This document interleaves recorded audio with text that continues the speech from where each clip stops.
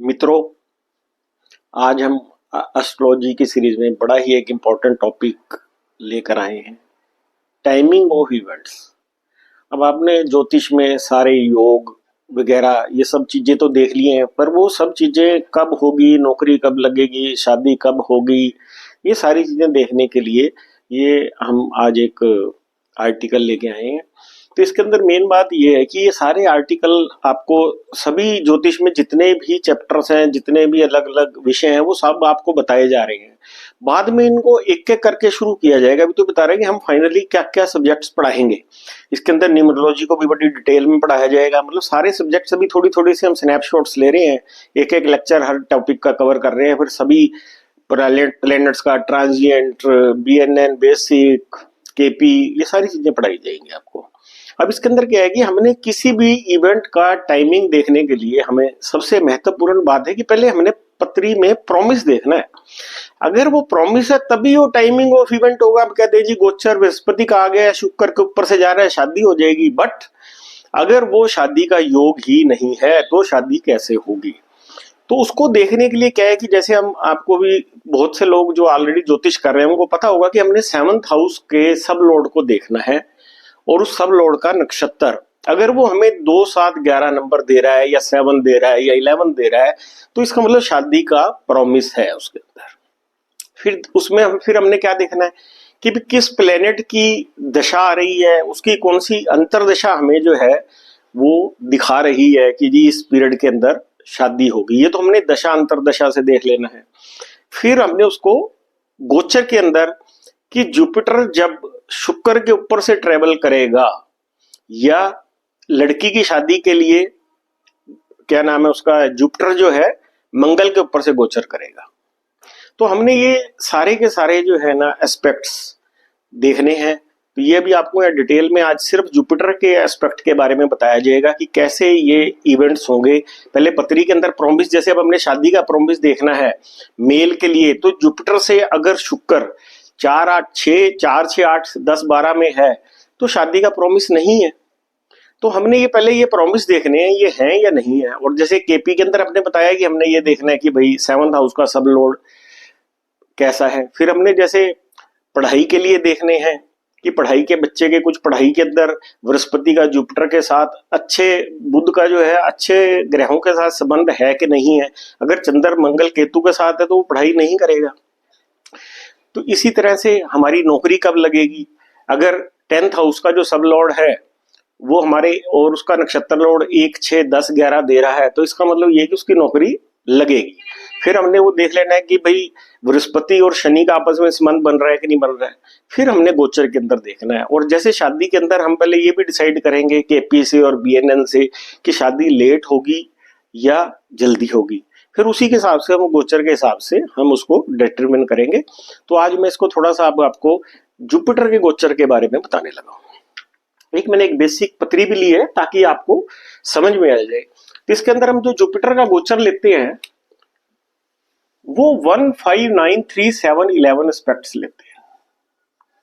1, 5, 9, 3, 7 aspect का मतलब ये है कि जुपिटर अगर 1 नंबर राशि में चल रहा है तो ये 3rd हाउस, 3 नंबर राशि में बैठे हुए प्लैनेट्स को भी एक्सपेक्ट करेगा, 5 नंबर राशि में बैठे प्लेनेट को भी एक्सपेक्ट करेगा, 7 नंबर वाले को भी एक्सपेक्ट करेगा, 9 नंबर वाले को भी एक्सपेक्ट करेगा, और 11 नंबर वाले को भी एक्सपेक्ट करेगा।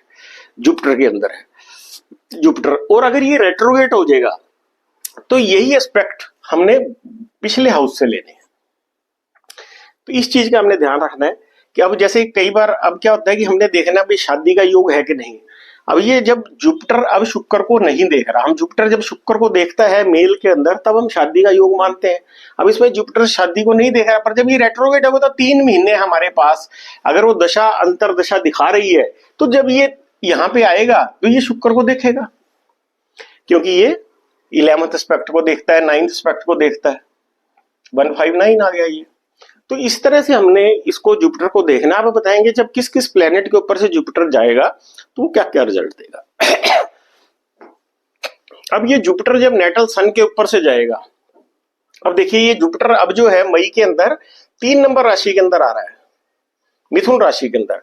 अब ये जुपिटर यहां से सन को देखेगा, जब ये सन को देखेगा तो सक्सेस देगा, फेम देगा, मेल प्रोजेनी होने के भी चांसेस हैं, प्रमोशन, गुड फॉर फादर, क्योंकि सूर्य फादर का कारक भी है, फादर को भी प्रमोशन हो सकती है, हाईएस्ट पोजीशन मिलेगी। तो इसके अंदर फिर जब हम सन का आपको ट्रांजिट बताएंगे कि सन जब है गोचर के अंदर, जब सन हमने जब मंथली इसमें देखना है भाई किस महीने में प्रमोशन होगी हमारी, तो हमने जब सन जो है नेटल जुपिटर के ऊपर से गुजरेगा। अब नेटल जुपिटर कहाँ है इस पत्री के अंदर, ये रहा नेटल जुपिटर है। अब जब सन हमारा नेटल जुपिटर को एस्पेक्ट करेगा 1 5 9 3 7 11 के एस्पेक्ट के साथ, उस मंथ के अंदर हमारी प्रमोशन होगी, ठीक है, नेम फेम मिलेगा, सक्सेस मिलेगी और मेल प्रोजनी होने के चांसेस होंगे, ठीक है। अब उसके बाद है जी ये जुपिटर जो है नेटल मून के ऊपर से गुजरेगा, तो हमारी शिफ्टिंग के चांसेस हैं, चेंज ऑफ रेजिडेंस होगा, ऑफिस हो सकता है, जो मून जो है मदर है, मदर का स्पिरिचुअल इंक्लिनेशन हो जाएगा, फीमेल बर्थ का योग होगा, अच्छा फॉरेन ट्रैवल होगा। तो वो ये हमने की बेसिक पत्री के अंदर देख लिया भाई 12th हाउस के लॉर्ड हमें सब लॉर्ड क्या दिखा रहे हैं, या चंद्र केतु का बृहस्पति के साथ संबंध है या चंद्र राहु का संबंध है पत्री के अंदर, तो हमारे फॉरेन ट्रैवल दिखाएगा। इसके अंदर क्या होता है कि मून जो होता है ना ये कलंक भी लगाता है, ब्लेम का भी कारक है, इल हेल्थ का भी कारक है, to mother also, good for mother and elder sister, moon elder sister भी होती है, तो ये उनके लिए अच्छा है।